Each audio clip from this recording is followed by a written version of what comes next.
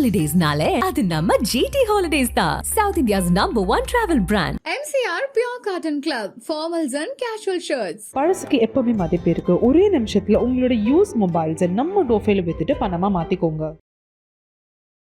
வெயில்ங்கிறது ஒரு silent killer. கண்ணுக்கு தெரியாமலே உங்களை கொல்லுது. இன்னும் சொல்லப்போனால் கம்பேரிட்டிவ்லி நமக்கு மற்ற டிசாஸ்டரை விட வெயில் காரணமாக ஏற்படக்கூடிய பாதிப்புகள் தான் அதிகம். இயற்கை பேரிடர் காரணமாக இறந்து போகிற கணக்கை IMDA வெளியிடுறாங்க. கடந்த 2015ஆம் ஆண்டிலிருந்து கணக்கு எடுத்துக்கிட்டோம் அப்படின்னா வருடந்தோறும் 2000 பேர் இறந்து போகிறாங்க. 2020 ஒரு ஆய்வு அறிக்கை மெக்கன்ஸ்லே இன்ஸ்டியூட் வெளியிட்டாங்க. அவங்க என்ன சொல்றாங்கன்னா 2030ஆம் ஆண்டுக்கு பின்பாக இந்தியாவில் ஏசி இல்லாமல் வாழ்வது மிக சவாலாக இருக்கும். மார்ச்லேயே ஒடிசால 43.5 டிகிரி செல்சியஸ் பதிவாயிருக்கு 4 நாட்களுக்கு முன்பாக. அப்போ இப்பவுமே நம்ம 43 பார்க்க ஆரம்பிச்சிட்டோம். இண்டஸ்ட்ரியல் ரெவல்யூஷன் வந்ததுக்கு பின்பாக ஃபாசில் ஃபியூயலை அதிகமாக மேற்கத்திய நாடுகள் எரிக்க ஆரம்பிச்சாங்க. அந்த ஃபாசில் ஃபியூயலை நிலக்கரி, பெட்ரோலியம் அது எரிப்பதனால அது பை ப்ராடக்டா CO2 கேஸ் எமிட் ஆகுது. அது பூமியை சுற்றி அதிகமாக செயற்கையாக சேர ஆரம்பிச்சு. அதிகமான இது சேர்ந்ததுனால என்ன ஆகுதுன்னா இன்னைக்கு ஓவரா ஹீட் ட்ராப் ஆகுது. இதைத்தான் குளோபல் வார்மிங் சொல்றாங்க. ஸோ 2030ஆம் ஆண்டுக்குள்ளாக பூமியோட சராசரி வெப்பநிலை 1.5 டிகிரி செல்சியஸ் இன்க்ரீஸ் ஆகின்னு 2018 சொன்னாங்க. ஆனால் 2024 அது வந்துட்டோம். அடுத்து 2050 2 டிகிரி செல்சியஸ் இன்க்ரீஸ் ஆகணும் குளோபலி. அது 2040 வந்துடும். 2 டிகிரி செல்சியஸ் இன்க்ரீஸ் ஆகுதுன்னா இந்த பூமியில் இருக்கக்கூடிய பெரும்பான்மையான உயிரினங்கள் அழிஞ்சு. நம்மோட பூவுலகின் நண்பர்களை சேர்ந்த வழக்கறிஞர் திரு வெற்றி செல்வன் இருக்கார். அவர்கிட்ட நிறைய விஷயங்களை பேசலாம். வணக்கம் சார். வணக்கம் சார். பொதுவாக இந்த காலநிலை மாற்றம் அப்படின்னு சொல்லி நம்ம ஒரு விவாதமோ ஒரு கலந்துரையாடலோ செய்கிறோம் அப்படின்னா கிட்டத்தட்ட டிசம்பரை ஒட்டி இருக்கும். ஏன்னா மழை வருதா, அப்போ எப்படி இருக்கும் அப்படின்றதெல்லாம். பட் சம்மரை பற்றியும் பேசணுன்ற ஒரு நிலைமைக்கு நம்ம வந்துட்டோம். ஏன்னா கடந்த காலங்களில் பார்க்குறோம் இருக்க இந்த வெப்பநிலை அதிகமாகிட்டே இருக்குது அப்படின்றது. இப்போ மழைக்கு மட்டும்தான் பயப்படணும்னு இல்லை, சம்மருக்கும் பயப்படணுன்றது மாறிடுச்சு. இப்போ எந்த அளவுக்கு இந்த கிளைமேட் அப்படின்றது மாறிக்கிட்டே இருக்கு? நீங்கள் சொல்கிறது ரொம்ப உண்மை. அதாவது இன்னைக்கு கிளைமேட் சேஞ்ச் காலநிலை பாதிப்பை பொறுத்த வரைக்கும் நமக்கு இது நாள் வரைக்குமே ஒரு 2 வருஷத்துக்கு முன்னாடி கூட மழை அப்படிங்கிறது தான் பெரிய பிரச்சனையாச்சு. என்ன காரணம்னா ஆப்வியஸாக அதுதான் கண்ணுக்கு தெரியுது. இப்போ மழை, புயல், சுனாமி அப்படிங்கும்போது அது ஒரு டிசாஸ்டர் அப்படிங்கிறதுங்கள கண்ணுக்கு எதிராப்புல நீங்கள் பெரிய ஒரு இது பூகம்பத்தை பார்க்குறீங்க, ஒரு இதாக பார்க்குறீங்க. ஆனால் வெயில்ங்கிறது ஒரு சைலண்ட் கில்லர். அது உங்களுக்கு கண்ணுக்கு தெரியாது. கண்ணுக்கு தெரியாமலே உங்களை கொல்லுது. ஸோ அதுதான் இதில் இருக்கக்கூடிய வேறுபாடு. இன்னும் சொல்லப்போனால் கம்பேரிட்டிவ்லி நமக்கு மற்ற டிசாஸ்டரை விட இந்த ஹீட் வேவ்ஸ் இருக்குல்ல, வெயில் காரணமாக ஏற்படக்கூடிய பாதிப்புகள் தான் அதிகம். அதிக காலமும் இதுதான் நமக்கு பாதிப்பை உண்டாக்குது. இன்னும் சொல்லப்போனால் கடந்த ஒரு 5-6 வருடங்களாக, 10 வருடங்களாகவே எடுத்துக்கலாம்.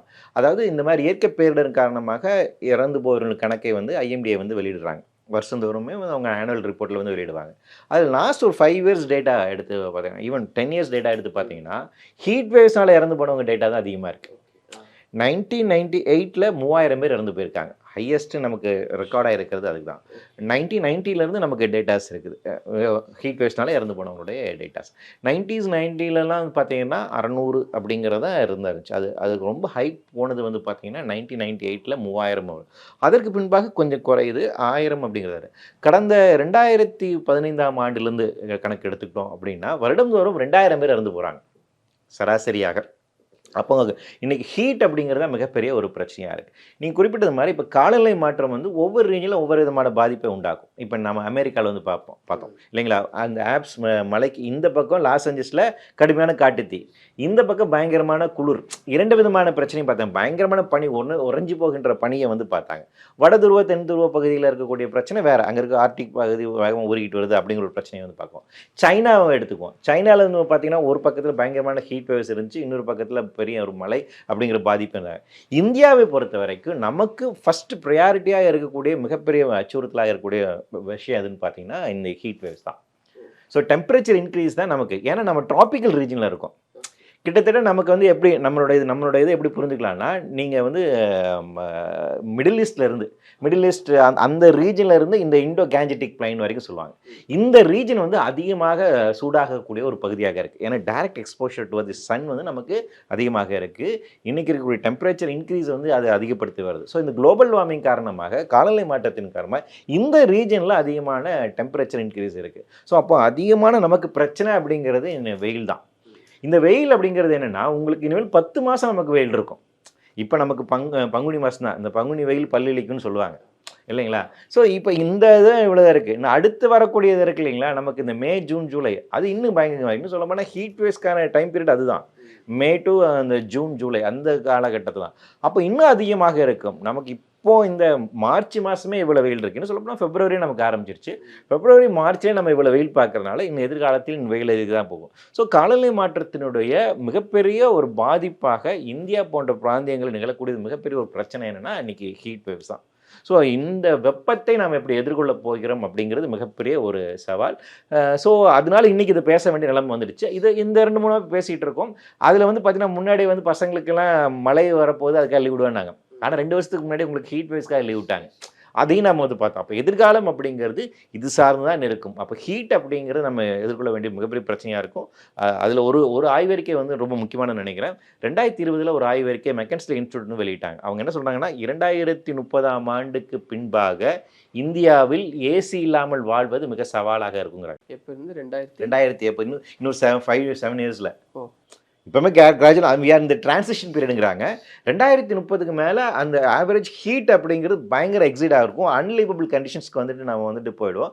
அட் த டைம் வந்து உங்களுக்கு அந்த மே மாதம் பீக் டைம் பீரியட் இருக்கு இல்லையா, சம்மருடைய பீக் டைம் பீரியட், அந்த காலகட்டத்தில் ஏசி இல்லாமல் வாழ முடியாத அளவுக்கு ஹீட் வந்து பயங்கரமாக இருக்குது. ஏன்னா இப்போமே ஒடிசாவில் வந்து 43 புள்ளி வந்து பதிவாகிருக்கு. இது வந்து எப்போனா ஹீட் வேவ்ஸ்லாம் இவ்வளோ போகும், 40 கிராஸ் பண்ணுறது. கடந்த காலங்களில் 48 வரைக்கும் இங்கே இந்தியாவில் பதிவாயிருக்கு. ராஜஸ்தானில் வந்து பதிவாயிருக்கு 48. 2015 பார்த்தீங்கன்னா 48 டிகிரி செல்சியஸ் பதிவாயிருக்கு. ஆனால் அது எல்லாமே மே, ஜூனில் பதிவானது. ஆனால் இப்போ பாருங்கள், உங்களுக்கு வந்து மார்ச்லேயே ஒடிசாவில் வந்துட்டு 43.5 டிகிரி செல்சியஸ் பதிவாயிருக்கு 4 நாட்களுக்கு முன்பாக.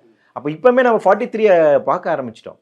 அப்போ எதிர்காலத்தில் வந்து பார்த்தீங்கன்னா இந்த 43, 45 அப்படிங்கிறது சர்வசாதாரணம். 45 அப்படிங்கிறது ஹீட் வேவ்ஸ், சிவியர் ஹீட் வேவ்ஸை டிஃபைன் பண்ணுறது. அப்போ சிவியர் ஹீட் வேவ்ஸை வந்து நீங்கள் 2 மாதம் எதிர்கொள்ள போகிறீங்க அப்படின்னா ஏசி இல்லாமல் வாழ்கிறதுங்கிறது வந்து ரொம்ப இதாக இருக்கும். அது தெர்மல் டிஸ்கம்பன்ஸ்னா அப்படி இருக்கிறோம் அப்படின்னா மனிதர் இறந்து போவதற்கான வாய்ப்புகள் இருக்குது. ஸோ இந்த ஆபத்துகள் இருக்குது. அதனால் இனிமேல் நாம் வெப்பத்தை குறித்து அதன் பாதிப்பை குறித்து அதிகமாக பேச வேண்டிய ஒரு தேவை இருக்குது. இன்னும் சில வருஷங்கள் தான், அதுக்கப்புறம் ஏசி இல்லாமல் வாழ முடியாதுன்ற ஒரு சூழ்நிலைன்றது சென்னைக்கா, தமிழ்நாட்டுக்கா, இந்தியாவுக்கா? இந்தியா இந்த ஒட்டுமொத்த அந்த ஆய்வறிக்கை ஒட்டுமொத்த இந்தியாவுக்கு தான் சொல்கிறது. அதுவும் குறிப்பாக அந்த இண்டோ கேஞ்சட்டிக் பிளைன் நான் சொன்னேன் இல்லைங்களா, அதாவது மத்திய பிரதேஷ், உத்தரப்பிரதேஷ், பீகார் இந்த பகுதியில் இருக்குங்களா, அந்த ரீஜன் தான் பயங்கர இதாக இருக்கும். அது பயங்கர ஹீட் வேவ்ஸ் இருக்கக்கூடிய போயிடும். ஆனால் என்னென்னா தமிழ்நாட்டை பொறுத்த வரைக்கும் நமக்கு என்ன பிரச்சனைனா கடலோர மாவட்டங்கள் அதிகமாக இருக்குது. அப்போ நமக்கான பிரச்சனையும் அதிகமாக இருக்குது. வந்து அவங்களுக்கு டெம்பரேச்சர் இன்க்ரீஸ் மட்டும்தான், நமக்கு இங்கே ஹியூமிடிட்டி லெவல் ரெண்டுத்தையும் சேர்த்து வச்சு பார்க்க வேண்டியது. அதாவது ஹீட் வேவ்ஸை பொறுத்த வரைக்கும் இந்த வெப்பம் சார்ந்து இருக்கக்கூடிய பாதிப்புகளை பொறுத்த வரைக்கும் 2 விதமான பாதிப்புகள் இருக்குது. ஒன்று வந்து ஹீட் வேவ்ஸ், இன்னும் வந்து வெட் பல்ப் டெம்பரேச்சர். இப்போ ஹீட் வேவ்ஸ் அப்படின்னா IMD என்ன சொல்கிறாங்க, இந்திய வானிலை ஆய்வுத்துறை என்ன சொல்கிறாங்கன்னு வந்து பார்த்தீங்கன்னா சராசரி வெப்பநிலை இருக்குங்களா. இப்போ சென்னையோட ஆம்பியன்ட் டெம்பரேச்சர் சராசரி வெப்பநிலை அப்படிங்கிறது பார்த்தீங்கன்னா 34 to 38 இதுதான் சராசரி சென்னை வந்துட்டு. அந்த சராசரி வெப்பநிலையை விட 4 டிகிரி செல்சியஸ் 5 டிகிரி செல்சியஸ் அதிகமாக போகுது, கண்டினியூஸாக 2 நாள் அப்படி தொடர்ச்சியாக இருக்குதுன்னா அது ஹீட் வேவ்ஸ் டிஃபைன் பண்ணுறாங்க. அதாவது என்னென்னா 43, 44 வரைக்கும் இருக்குது, 2 நாள் தொடர்ச்சியாக இருக்குன்னா அது வந்து ஹீட் வேவ்ஸ். அல்லது 45 டிகிரி செல்சியஸ் ஆக்சுவல் டெம்பரேச்சர் வருதுன்னு பார்த்தீங்கன்னா அதை வந்து ஹீட் வேவ்ஸ் அப்படின்னு வந்து சொல்கிறாங்க. 45 ரீச் ஆகணும், அல்லது சராசரியை விட 4 டிகிரி செல்சியஸ் அதிகமாக இருக்கணும். இப்போ பிளெயின் ஏரியாஸ் தான் இந்த டெஃபினிஷன். கோஸ்டல் ரீஜன் பொறுத்த வரைக்கும் 37 டிகிரி செல்சியஸ் வந்துட்டாலே உங்களுக்கு ஹீட் வேவ்ஸ். நம்ம கோஸ்டல் ரீஜன் தான் இருக்கிறோம். அப்போ நீங்கள் 37ங்கிற அதே மாதிரி மலை சார்ந்திருக்கிற பிரதேசத்தில் 30 டிகிரி செல்சியஸ் வந்தாலே போதும். ஊட்டி இதெல்லாம் வந்து அதை வந்து ஹீட் வேவ்ஸ் அப்படின்னு டிஃபைன் பண்ணுறாங்க. இப்போ நமக்கு கடலோர பகுதியில் இருக்கனால போன வருஷம் ஏர் ஷோவில் ஒரு 5 பேர் இறந்து போனாங்க இல்லைங்களா. அன்னைக்கு டெம்பரேச்சர் வந்து பார்த்தீங்கன்னா 34, 36 தான் இருந்துச்சு. 37 வரைக்கும் மனிதர்கள் தாங்குவார்கள். 37 வரைக்கும் மனிதர்கள் தாங்குவாங்க, அது அவங்களுக்கு பாதிப்பு ஏற்படுத்தாது. ஆனால் அதுக்குள்ளாக தான் டெம்பரேச்சர் இருந்துச்சு. ஆனால் ஏன் இறந்து போனாங்கன்னா அன்றைக்கி ஹியூமிடிட்டி லெவல் கடந்த காலங்களில் இல்லாத அளவுக்கு அதிகமாக இருந்துச்சு. 88% இருந்துச்சு. ஓகே. காற்றில் ஈரப்பதம் அதிகமாக இருந்துச்சுன்னா உங்களுக்கு வந்து வேர்க்காது. இப்போ நம்ம உடம்புக்கு வந்து ஒரு இல்லை, பொதுவாக நம்ம பார்த்தா அன்னைக்கு வந்து அவ்வளோ கூட்டம் இருந்தது, வெயில் இருந்தது, தண்ணி கிடைக்கல, சம்திங் இந்த மாதிரி தான். பட் இதுக்குள்ளே இன்டெப்த்தாக இந்த ஒரு ஃபேக்ட் இருக்கா? ஆமாம், அதாவது டீஹைட்ரேட் ஆகுறாங்க அப்படிங்கிறது. அந்த டீஹைட்ரேட் ஆகுறதுனால எல்லாரும் இறந்துருவாங்களா அப்படிங்கிற ஒரு கேள்வி இருக்கு இல்லையா. ஸோ டெம்பரேச்சர் இன்க்ரீஸ் ஆகிறது மட்டும் இல்லை, உங்களோட வேர்வை சுரப்பி வேலை செய்யாமல் தடுப்பதும் ஒரு காரணம். நமக்கு பாடிக்கு வந்துட்டு ஒரு தெர்மோ ரெகுலேஷன் ஒரு ஃபங்க்ஷனாலிட்டி இருக்குது. அந்த ஃபங்க்ஷனை வந்துட்டு எது செய்யுதுன்னு பார்த்தீங்கன்னா நம்ம உடல் உறுப்புகளில் வந்து தோல் செய்யுது. அதில் ஒரு நரம்பு மண்டலங்கள் இருக்குது. மூளை, இந்த 3 சேர்ந்து தான் உங்களோட பாடியோட டெம்பரேச்சரை வந்து பேலன்ஸ் பண்ணுது. இந்த பாடியோட டெம்பரேச்சர் பேலன்ஸ் இல்லைனாலும் மனிதன் இறந்து விடுவான்.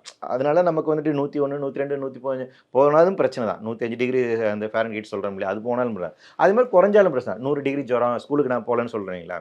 ஸோ அந்த பாடியோட டெம்பரேச்சர் பேலன்ஸ் பண்ணும். இந்த பாடியோட டெம்பரேச்சர் எப்படி பேலன்ஸ் ஆகுனா, இப்போ அதிகமாக வெப்பம் இருக்க அதிகமாக உள்ள வேர்வை சுரை வேலை செய்யுது, உள்ள தண்ணி வெளியேற்றுது இல்லையா. அந்த தண்ணியை வெளியேற்றும் போது அந்த தண்ணி வெளியே வந்து பாடியை கூல் பண்ணுது. அது திருப்பி எப்போ வேர்க்குன்னா, வெளியே அந்த தண்ணி திருப்பி எவாப்ரேட் ஆகி போகணும். அப்படி எவாப்ரேட் ஆனதுக்கப்புறம் தான் திருப்பி வந்து வேர்க்கும். உங்களுக்கு காற்றில் ஈரப்பதம் அதிகமாக இருந்துச்சுன்னா இந்த இது எவாப்ரேட் ஆகாது, அப்போ திருப்பி வேர்க்காது. அப்போ உங்களுக்கு வேர்க்கவும் செய்யலை, டெம்பரேச்சர் இன்க்ரீஸ் ஆகுது. என்னென்னா உங்களுடைய மெட்டபாலிசம் கொலாப்ஸ் ஆகுது. அப்படித்தான் அவர்கள் இறந்து போனார்கள். ஸோ அப்போ என்னென்னா, கடலோர பகுதியில் இருக்கும்போது நமக்கு இந்த பிரச்சனையாக இருக்குது. அப்போ ஹியூமிடிட்டி லெவலில் வந்து பார்க்கணும். அப்போ இந்த ஹியூமிடிட்டி லெவல் என்னவா இருக்குது, டெம்பரேச்சர் என்னவா இருக்குது, இதுக்கு 2 பேலன்ஸாக வச்சு பார்த்தீங்கன்னா வெட் பல்ப் டெம்பரேச்சர்னு சொல்லுவாங்க.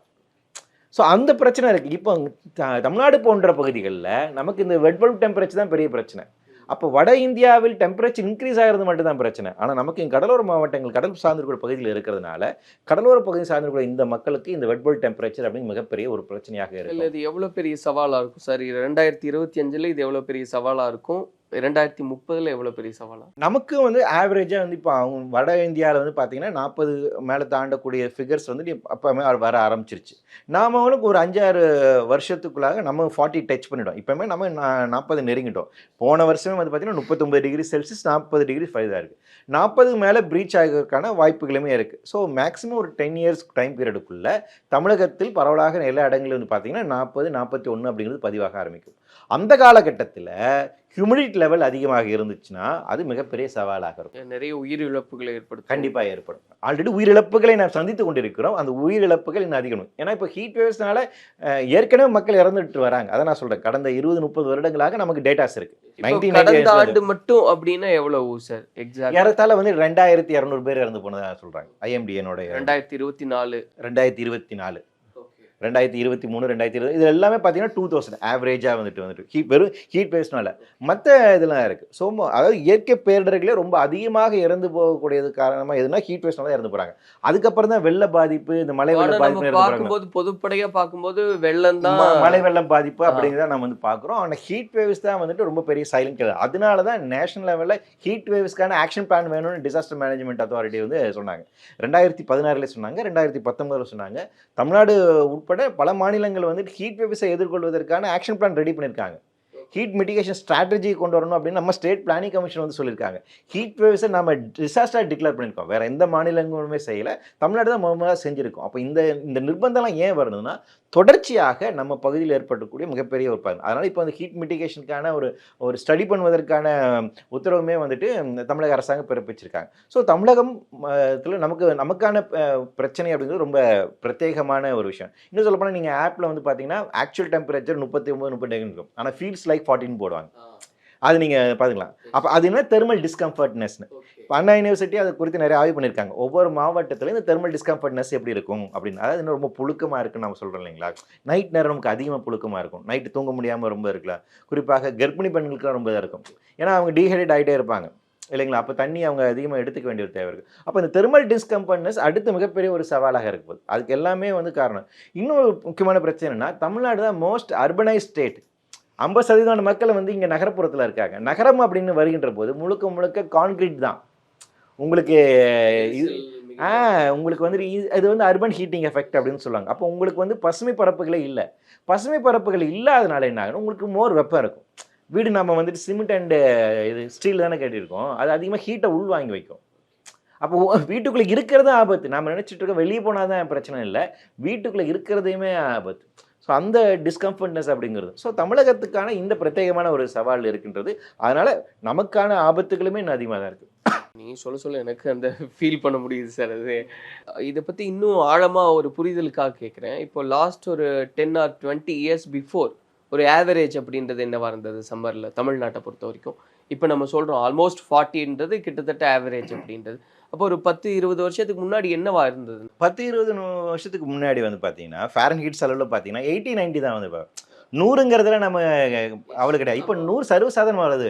ரொம்ப அரிதாக வேலூரில் 100 அப்படிங்கிறது தான். புத்தூர், வேலூரில் 100 இந்த மாதிரி இடம் இருக்கணும். ஆனால் இப்போ பாருங்கள் 4-5 டிஸ்ட்ரிக்டில் வந்து 100 டிகிரி ஃபாரன்ஹீட் ரெக்கார்ட் ஆகுது. இல்லை முன்னாடி ஆவரேஜ் டிகிரி செல்சியஸ் அப்படி 80-90 வரைக்கும் தான் இருந்துச்சு. ஓகே. ஸோ 80-90 வருது. அப்போ என்னன்னா எக்ஸாக்ட்லி சொல்லணும்னா 2015க்கு அப்புறம் இந்த இன்க்ரீஸ் இருக்குங்களா, அது பயங்கர ட்ராஸ்டிக்காக இருந்துச்சு. 1990s நமக்கு இது இந்த அளவுக்கு கிடையாது. 90களில் இந்த அளவுக்கு கிடையாது. 90களில் 80-90ங்கிறதா இருந்துச்சு. உங்களுக்கு வந்துட்டு அந்த மே மாதத்துல தான் வந்து நமக்கு ஏதாச்சும் 100 அப்படிங்கிறது நெருங்கும். இப்போ என்னென்னா இது 2 வந்து மாறி இருக்கு. ஒன்று வந்து மார்ச் லேயே வந்து நமக்கு இந்த ஏப்ரல் மே அப்படிங்கிறது இல்லாமல் மார்ச் ஏப்ரல்லே வந்துட்டு டெம்பரேச்சர் இன்க்ரீஸ் ஆக ஆரம்பிச்சு. மே ஜூனில் அது இன்னும் அதிகமாகுது. அதாவது என்னென்னா சம்மரோட பீரியட் எக்ஸ்டெண்ட் ஆகுது. முன்னாடி வந்துட்டு அந்த மே ஜூன் ஜூலை அப்படிங்கிறது தானே இருக்கலாம். இப்போ அப்படி இல்லை. March April May June July August வரைக்கும். போன வருஷம் உங்களுக்கு நல்லா இருக்குன்னு தெரியல, மான்சூன் வரைக்கும் நமக்கு வெயில் இருந்துச்சு. அது வரைக்கும் வெயில் இருந்துச்சு. அடுத்த நாள் அப்படியே மான்சூனாக மாறுது நமக்கு. அந்த மான்சூன் அப்படியே போயிட்டே இருக்கு. குளிர்காலம் வரைக்கும் அது இருந்துச்சு. குளிர் வந்து பார்த்தீங்கன்னா உங்களுக்கு இப்போ வரைக்கும் இருக்குது. பனி இருக்குது. நமக்கு வந்துட்டு தை முடிஞ்சதுக்கப்புறம் அது இதாகணும்ல, குளிர் போயிருக்கணும் இல்லைங்களா. அதுக்கப்புறம் நமக்கு வெயில் காலம் வந்துடுது, இளவெயில் காலம் வந்துடுது. அப்போ இளவெயில் காலம் அப்படிங்கிறது நமக்கு குறைஞ்ச அளவில் வெயில் இருக்கணும். முதுவெளியில் தான் அதிகமான வெயில் இருக்கணும். தமிழ் மாதங்களோடு நீங்கள் தொடர்பு பார்த்தீங்கன்னா இது ரொம்ப ஈஸியாக விடும். ஆனால் முதுவெளியில் நமக்கு இன்னும் வரல, இளவெயில் காலத்திலேயே இவ்வளோ வெயில் இருக்குது. அப்போ அதுதான் இந்த இப்போ நீங்கள் கடந்த இது சொல்கிறீங்களே, இப்போ நம்ம சங்க இலக்கியங்களில் இந்த கம்பேரிட்டிவ் இது பார்த்தீங்கன்னா உங்களுக்கு அப்போ என்னென்னா இந்த பதிவுகள் நமக்கு இருக்குது. தமிழ் மாதங்களில் எப்படி இருக்கும், இளவெளியில் எப்படி இருக்கும், முதுவெளியில் எப்படி இருக்கும், மார்கழி குளிர் எப்படி அப்படிங்கிறது இருக்கும், பருவமழை எப்படி இருக்குங்கிறது. இது என்னமோ குறைஞ்சபட்சம் ஒரு 5000 இயர்ஸ் ஆஃப்னுடைய அனுபவ ரீதியாக இருக்கக்கூடிய ஒரு ரெக்கார்டு அது. அப்போ ஒரு குறைந்தபட்சம் ஒரு 2000-3000 வருடங்களாக தமிழ் நிலப்பரப்பு அப்படிங்கிறது இப்படி தான் இருந்துச்சு. அதான் திணை கோட்பாடு அப்படிங்கிறது நமக்கு பதிவு பண்ணி வைக்குது. இப்போ அந்த மாறுதல் தான் நம்ம வந்து பார்க்குறோம். மார்கழி மாதம் நமக்கு இருக்க வேண்டிய குளிர் அப்படிங்கிறது அது உங்களுக்கு தை வரைக்கும் அதுக்கப்புறம் தொடருது இல்லையா, தை பங்குனி வரைக்கும் அது தொடருது இல்லையா. ஸோ அந்த எக்ஸ்டென்ஷன் அப்படிங்கிறது நடக்குது, அந்த குளிருங்கிறது. அதே நேரம் பருவமழை அப்படிங்கிற தன்மை மாதிரி அது 3 மாதம் இருக்க வேண்டிய பருவமழை அப்படி 3 நாள் நமக்கு கொட்டி தீக்குது. அப்போ பருவமழையினுடைய மாற்றங்கள். அதே போல தான் வெயிலினுடைய தன்மை. அப்போ இளவெயில் காலத்தில் நமக்கு இருக்கக்கூடிய கடந்த காலங்களில் இருந்த அந்த வெயிலினுடைய தன்மை இன்னைக்கு கடுமையாக மாறிருக்கு. அப்போ அந்த இது உயர்ந்துட்டு இருக்கு. ஸோ அந்த மாறுதல் நடந்திருக்கு. முதுவேனிலுக்கான நம்ம இதுவரை கண்டிராத அளவுக்கான எக்ஸசிவான ஹீட்டாக இருக்குது. ஸோ அந்த சேஞ்சஸ் அப்படிங்கிறது நடந்துகிட்டு இருக்கு. இப்போ இது பார்த்தா ஒரு பெரிய குளோபல் சேலஞ்சு தான் சார். இப்போ நம்ம பார்க்குற மேக வெடிப்புன்றதெல்லாம் புது புது டேர்ம் கேள்விப்படும், புதுசாக நம்ம ஃபேஸ் பண்ணுறோம். பாலைவனத்தில் பனி கொட்டுது. இதெல்லாம் பார்க்கும்போது உண்மையாக ஒரு பதட்டத்தை தான் உருவாக்குது. ஏன்னா ஒரு காலத்தில் சொல்லுவாங்க இப்படி எல்லாம் நடந்தால் உலகமே அழிஞ்சிரும் அப்படின்னு. ஆனால் அதெல்லாம் கண் முன்னாடி இப்போ நடக்க ஆரம்பிக்குதுங்க போது என்ன காரணம் சார்? இதுக்கெல்லாம் என்ன காரணம்? ஓகே, அடிப்படையில் ஃபர்ஸ்ட் ஒரு விஷயம் என்னன்னா, இப்போ உலக அழிஞ்சிருமான்னு கேட்டீங்கன்னா இது உலக அழிவில் பயோஸ்பியருடைய சேஞ்சஸ். ஓகே, இல்லை ஒரு இண்டிகேஷனாக இதெல்லாம் சொல்லப்பட்ட விஷயங்கள் இல்லையா? இது நடக்கிறதுக்கு முன்னாடியே நம்ம காலங்காலமாக இப்படி எல்லாம் நடக்கும், இப்படி எல்லாம் ஒரு பெரிய அழிவு வரும், உலகமே அழிஞ்சிரும். ஆனால் அது கண் முன்னாடி வர ஆரம்பிச்சிருச்சுன்றது அது உண்மைதான். அது வந்து தியாலஜிக்கலாக பார்க்கும்போது ஒவ்வொரு மதமும் இந்த மாதிரி சொல்கிறாங்க. அந்த இறுதி நாள் வருவதற்கு முன்பாக இந்த அறிகுறிகளாக இருக்கும் அப்படி பார்க்குறது. அறிவியல் ரீதியாக வந்து பார்க்கும்போது பார்த்தீங்கன்னா இந்த பூமியில் 5 முறை முற்றழிவு நிகழ்ந்திருக்கு. எக்ஸ்டிங்ஷன் சொல்லுவாங்க. ஒட்டுமொத்தமாக உயிரினங்கள் அழிந்த ஒரு 5 முறை அழிந்திருக்கு. டைனோசர் அழிஞ்சு போயிருக்கு நம்ம பார்த்தீங்களா அதுக்கு முன்னாடி. அப்போ இந்த பூமி தோன்றிய கிட்டத்தட்ட 450 கோடி வருடங்களாக இருக்குது. இந்த 450 கோடி வருடங்களில் பூமி ஒவ்வொரு காலகட்டத்தில் ஒவ்வொரு விதமான பரிணாம வளர்ச்சி அடைஞ்சிக்கிட்டே வந்திருக்கு. அதனுடைய எவல்யூஷனில் வந்து அது பயங்கர மாறிடும். ஃபஸ்ட்டு ஹாட் ஜோனாக இருந்துச்சு, அதுக்கப்புறம் அது கூல் டவுன் ஆகுது, ஐஸ் ஜோனாக வந்து மாறுது. கடந்த 8 லட்சம் வருடங்களில் 5 முறை இங்கே ஐஸ் ஏஜ் நடந்திருக்கு. பனிப்பாறைகளாக அது உறைஞ்சி போயிருக்கு. போன ஐஸ் ஏஜ் பார்த்தீங்கன்னா 20,000 வருடம் முன்னாடி இருந்துச்சு. அந்த 20,000 வருடங்கள் ஏற்பட்ட மாற்றங்கள் தான் நம்ம இப்போ இருக்கக்கூடிய ஒரு நிலைமைக்கு அப்படிங்கிறது. ஸோ இந்த லாஸ்ட் ஒரு 10,000 இயர்ஸாக வந்து பூமி ஒரு பேலன்ஸ் கண்டிஷனில் இருக்குது. இந்த பூமி பேலன்ஸ் கண்டிஷனில் இருக்கிறதுனால தான் நம்ம விவசாயம் பண்ண முடியும். அதுக்கு டெம்பரேச்சர் ரொம்ப பேலன்ஸாக ஒரு முக்கியமான காரணம். அதிகமான பனி இருந்தாலும் நீங்கள் விவசாயம் பண்ண முடியாது, அதிகமான வெயில் இருந்தாலும் விவசாயம் முடியாது. ஸோ இந்த லாஸ்ட் 10,000 இயர்ஸ் இருக்குங்களா, அது ஹாலோசின் பீரியட்னு சொல்லுவாங்க. அந்த ஹாலோசின் பீரியடில் இந்த டெம்பரேச்சர் பேலன்ஸாக இருக்கிறது இருக்குங்களா, அது ரொம்ப முக்கியமானது.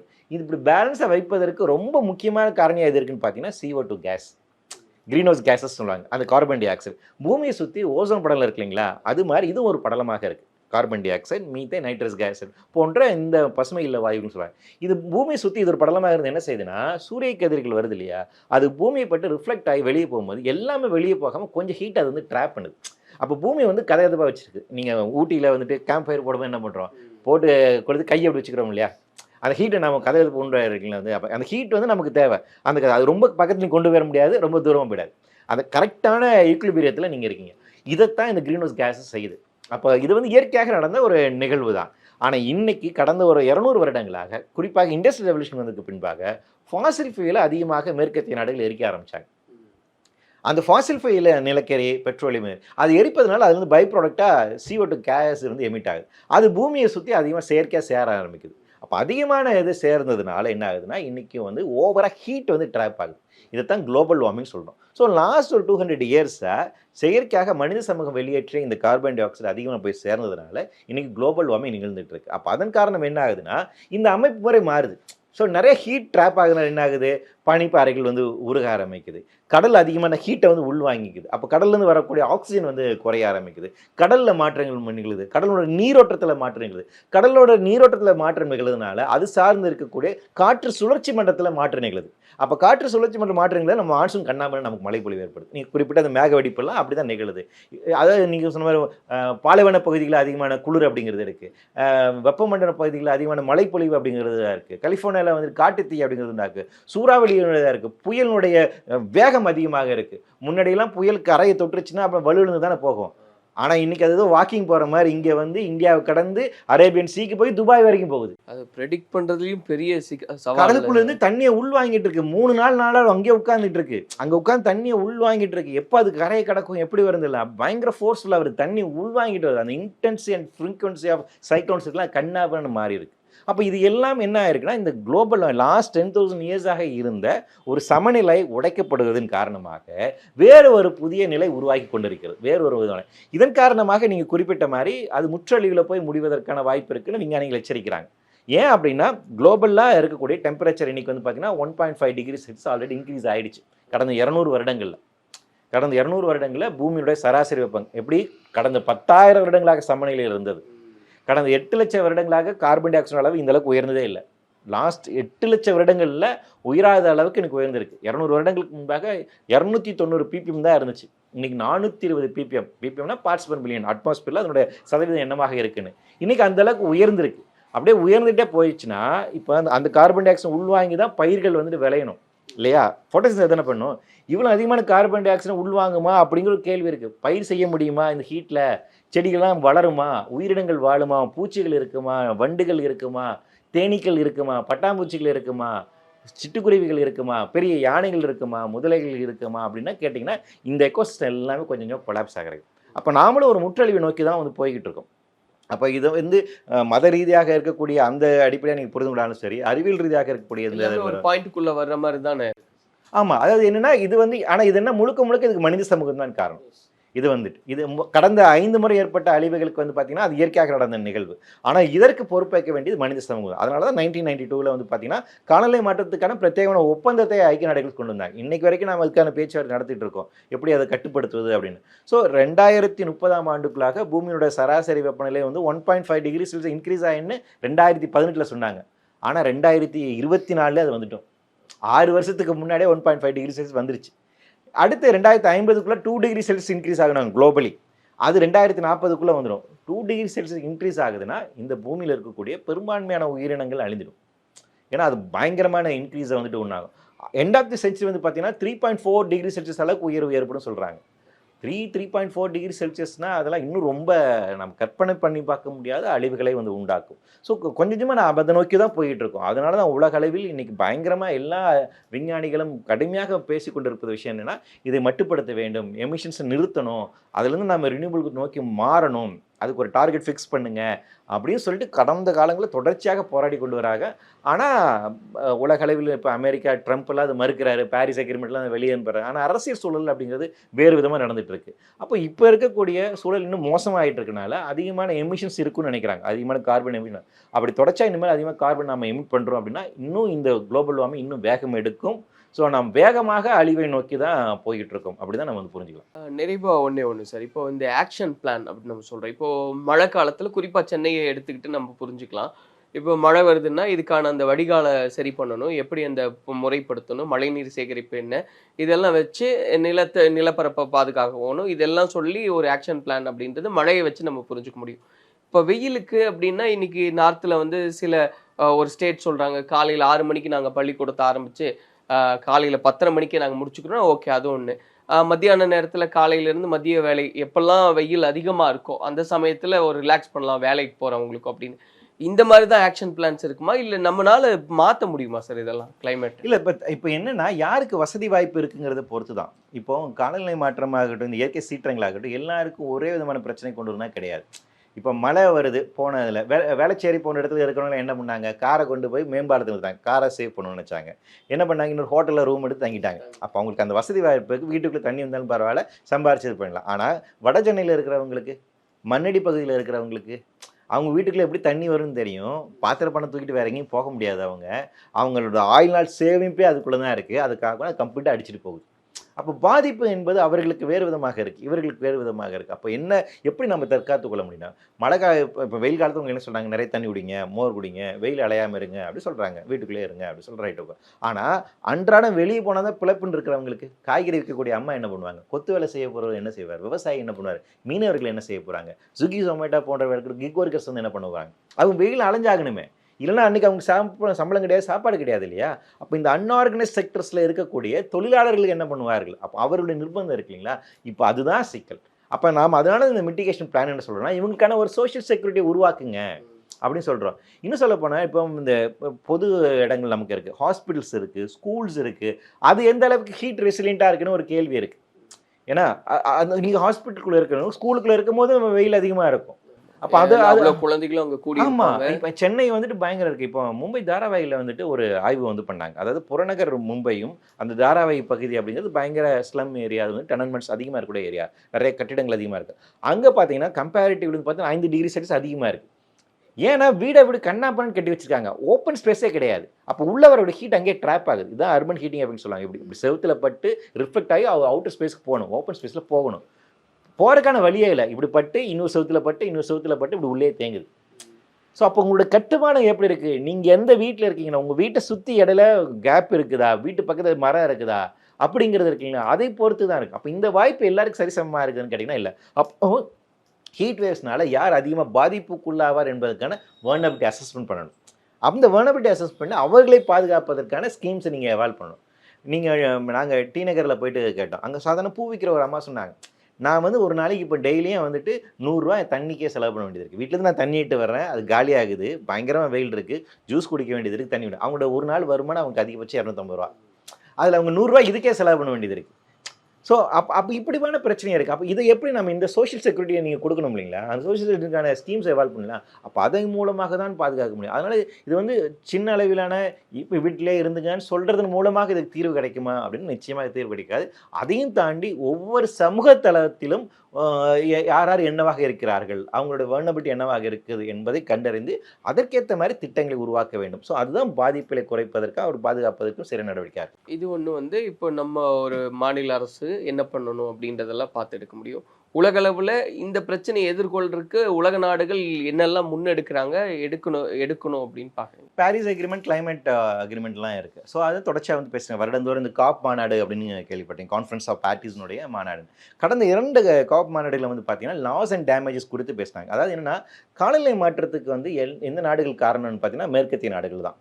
அந்த குளோபல் நார்த்துன்னு சொல்லக்கூடிய அந்த ஐரோப்பிய, அமெரிக்கா, கனடா, அந்த டெவலப் கண்ட்ரிஸ் தான் இவங்க தான் காரணம். ஏன்னா இண்டஸ்ட்ரியல் ரெவல்யூஷன் ஆரம்பிச்சது அவங்க தான்.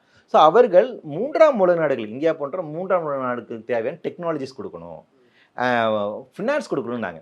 $100 பில்லியன் வந்து கொடுக்கணும்னா. இப்போ அந்த $100 பில்லியன் எந்தெந்த நாடுகளுக்கு எப்படி பகிர்ந்தளிப்பு கொடுப்பதுங்கிறதா இப்போ கடந்த 2 மாநாடுகளில் பேசிகிட்டு இருக்காங்க. அப்போ என்னென்னா, நமக்கு தேவையான ஃபினான்ஸ் அவங்க கொடுக்கணும், டெக்னாலஜி கொடுக்கணும். ஏன்னா இந்த பாதிப்புகளை குறைப்பதற்காகவும் நாம் மேம்படுத்திக் கொள்வதற்காகவும் பாதுகாத்துக் கொள்வதற்காக தொழில்நுட்பங்கள் வேணும் இல்லையா, அந்த தொழில்நுட்பம் அவங்ககிட்ட இருக்குது. ஸோ இது 2 தான் பேசிகிட்டு இருக்காங்க. அப்போ உலக அளவில் இதில் நாம் வந்துட்டு ரொம்ப பிரத்யேகமாக அழுத்தம் திருத்தமாக பேசி வந்து நம்ம அது வாங்கணும். அப்போ அதில் பேசி பண்ணணும்னா இதில் மிகப்பெரிய ஒரு கல்பிரிட்டாக இருக்கிறது அமெரிக்கா தான். ஆனால் அமெரிக்கா இப்போ இந்த ஒப்பந்தத்திலேருந்து நான் வெளியேறேன், இதில் நான் கலந்துக்க விரும்பலன்னு சொல்கிறாங்க. இப்போ அதுதான் அடுத்த சிக்கல். ட்ரம்ப் வந்துட்டு நான் கிளைமேட் சேஞ்ச் பாரிஸ் அக்ரிமெண்ட்ல வெளியேறேன்னு சொல்லிட்டார். அமெரிக்கா தான் வந்து பார்த்தீங்கன்னா பெர் கேபிட்டா எமிஷன்ஸில் ரொம்ப ஹையஸ்ட் எமிட்டராக இருக்காங்க.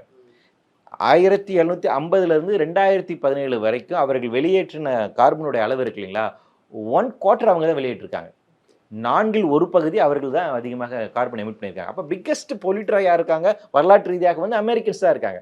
அப்போ அமெரிக்க நாடை இதுக்கு வந்து ஒரு பொறுப்பேற்க செய்து அவர்கள் 3ஆம் உலக நாடுகளுக்கு தேவையான, ஏழை நாடுகளுக்கு தேவையான நிதி உதவி வருவதற்கான வேலைகள் நாம் செய்ய வேண்டும். இதை இந்தியா போன்ற நாடுகள் செய்யணும். ஸோ நம்மளுடைய ஃபாரின் பாலிசி அப்படி இருக்கணும். ஆனால் அன்ஃபார்ச்சுனேட்லி நமக்கு இப்போ அந்த ஃபாரின் பாலிசி இல்லை. இப்போ நம்ம அமெரிக்கா கூட சேர்ந்து செயல்படக்கூடிய இடத்துல தான் இருக்காமல் ஒழிய அமெரிக்காவுக்கு எதிர்நிலையில் இருந்து இந்த மாதிரி காலநிலை மாற்றம் குறித்தான இருக்கக்கூடிய இந்த கிளைமேட்டிக் டாக்ஸில் அந்த மாநாடுகளில் நமக்கு இதில் கருத்து தெரிவிக்கணும். G20 நம்ம வந்து பேசணும், WTOவில் அது வந்து பேசணும், ஐக்கிய நாடுகளில் வந்து பேசணும். அந்த லீடிங் ரோலை வந்துட்டு இந்தியா வந்து எடுத்து செய்யணும். ஆனால் சமீப காலத்தில் இந்தியாவுக்கு அந்த பாலிசியில் இன்னொரு ஃபாரின் பாலிசி, குறிப்பாக பிஜேபி கவர்மெண்ட் வந்ததுக்கப்புறம் அவங்களோட ஃபாரின் பாலிசி அப்படிங்கிறது மாறிடுச்சு. காங்கிரஸ் கவர்மெண்ட் இருக்கும்போது 3ஆம் உலக நாடுகளை ஒருங்கிணைத்து போராடக்கூடிய அந்த ஒரு இது இருந்துச்சு, நான் அலைன்மெண்ட் மூவ்மெண்ட், அந்த பார்வை இருந்துச்சு. ஆனால் தற்போது அந்த பார்வை வந்து மாறிருக்கு. ஸோ உலக அளவில் இது வந்து மிகப்பெரிய ஒரு பொலிட்டிக்கல் இஷ்யூவாக இருக்குது. ஸோ அந்த பொலிட்டிக்கலை இந்தியா எப்படி எதிர்கொள்கிறது அப்படிங்கிறது பொறுத்து தான் இந்தியா 3ஆம் உலக நாடுகளை ஒருங்கிணைப்பதன் மூலமாக மேற்கத்திய நாடுகளை பணி செய்து அவர்களிடமிருந்து நமக்கு தேவையான உரிமைகளை வென்றெடுக்க வேண்டும். இது செய்வது தான் எல்லா நாடுகளுக்கும் ஒரு நன்மை பயக்கும். இப்போ இதெல்லாம் மீட்டெடுத்தா கூட இது வந்து ஒரு எப்படி சொல்றது சார், ஒரு நிவாரணம் அப்படின்றது. பட் அப்போ இந்த கிளைமேட்டை மாத்துறதுக்கோ இல்லை அதை ரெடியூஸ் பண்ணுறதுக்கான பிளான்ஸ் அப்படின்றது எதுவும் இல்லை. அந்த பஸ் போயிடுச்சு. ஸோ ஆல்ரெடி 1.5 டிகிரி செல்சியஸ் வந்துட்டோம். நாம் எப்படி பார்த்தாலும் 2050 2 டிகிரி செல்சியஸ் கண்டிப்பாக வரதான் செய்யுது. இன்றைக்கி ஆஸ் ஆன் டுடே, இன்றைக்கி நீங்கள் வந்து என்டையர் உலகமே கார்பன் எமிஷன்ஸ் 0 கொண்டு வரீங்கன்னு வைங்களேன். ஒரு அளவுக்கு இல்லை, அப்படி இருந்தாலும் ஏற்கனவே எமிட் பண்ண கார்பன் இருக்கு இல்லைங்களா, அது 100 வருஷம் வரைக்கும் அட்மாஸ்பியரில் இருக்கும். அதனோட ஆயுள் காலம் அப்படிங்கிறது அது இருக்கும். ஸோ அப்போ அதனால இருக்கக்கூடிய பாதிப்புகள் இருந்தால் செய்யணும். அதனால தான் 2050 என்ன பண்ணாங்கன்னா நெட் கார்பன் 0 கொண்டு வரணும்னாங்க. கார்பன் எமிஷன்ஸே இருக்கக்கூடாது எந்த நாட்டில் இருந்தோம். அதான் விஞ்ஞானிகள் சொன்னது. 2030 50% குறைக்கணுங்கிறாங்க. நாம் இப்போ அதை நோக்கி போயிட்டுருக்கோம்னா இல்லை, இன்னும் வேகமாக தான் போயிட்டுருக்கோம். அதிகமான எமிஷன்ஸ் தான் இருக்குது, எமிஷன்ஸ் இன்னும் குறையவே இல்லை. அப்போ எமிஷன்ஸ் வந்துட்டு இன்னும் அதிகமாகுது அப்படின்னா இந்த டெம்பரேச்சர் இன்க்ரீஸ் இன்னும் அதிகமாக தான் போகுது. அப்போ அதுதான் பிரச்சனை. அப்போ எமிஷன்ஸை குறைப்பதற்கான வேலைகளை செய்யணும். புதிய ஹைட்ரோ கார்பன் திட்டம் நீங்கள் கொண்டு வரக்கூடாது, புதிய நிலக்கரி திட்டம் கொண்டு வரக்கூடாது. ஏற்கனவே இருக்கக்கூடிய இந்த திட்டங்களை கொஞ்சம் படிப்படியாக குறைப்பதற்கான வேலைகளை செய்யணும். இது ஒவ்வொரு நாடுகளும் செய்யணும். நான் இந்தியா மட்டும் சொல்ல, எல்லா நாடுகளுமே செய்யணும். 2050ஆம் ஆண்டுக்குள்ளாக நிலக்கரி பெட்ரோலியம் சார்ந்து இருக்கக்கூடிய எந்த தொழில்நுட்பமும் இருக்காது, எந்த உற்பத்தியும் கிடையாது, அதுக்கு மாற்று தான் இருக்கணுங்கிற நிலைமையை நாம் அடையணும் 2050க்குள்ளே. அப்படின்னா தான் இந்த பூமியில் உயிரினங்கள் சஸ்டெயின் ஆகுவதற்கான ஒரு வாய்ப்பு இருக்கும். அப்படி இல்லை அப்படின்னா இங்கே சஸ்டெயின் ஆகிறதுக்கான பிரச்சனையாக இருக்குது. ஸோ இதுதான் விஞ்ஞானிகள் தரக்கூடிய ஒரு தீர்வாக இருக்குது. ஆனால் அதை நோக்கி தற்போதைய நிலைமையில நாடுகள் அதை நோக்கி செல்லவில்லை. வாழ்க்கையில் சாதிக்கிறது பெருசா, வாழ்றதே பெருசான்ற அளவுக்கு ஒரு பெரிய பிரச்சனைக்கு முன்னாடி தான் வாழ்ந்துட்டு இருக்கோம். பார்க்கலாம் சார் எப்படியெல்லாம் உலக நாடுகளும் இதுக்கு ரியாக்ட் பண்ணுறாங்கன்றதெல்லாம் பொறுத்து. நன்றி. நன்றி. Holidays-nale அது நம்ம GT Holidays தான். South India's #1 travel brand. MCR Pure Cotton Club, formals and casual shirts. பழசுக்கு எப்பவுமே மதிப்பு இருக்கு. ஒரே நிமிஷத்துல உங்களோட யூஸ் மொபைல்ஸை நம்ம டோஃபைல வித்துட்டு பணமா மாத்திக்கோங்க.